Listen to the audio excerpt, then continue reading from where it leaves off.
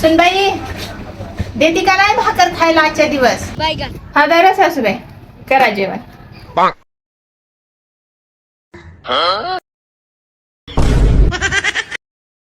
कशाची भाजी आहे? आलूची. आलूची.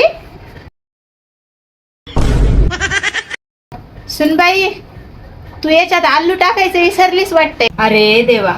हो की सासूबाई थांबा. घ्या सासूबाई जेवा आता.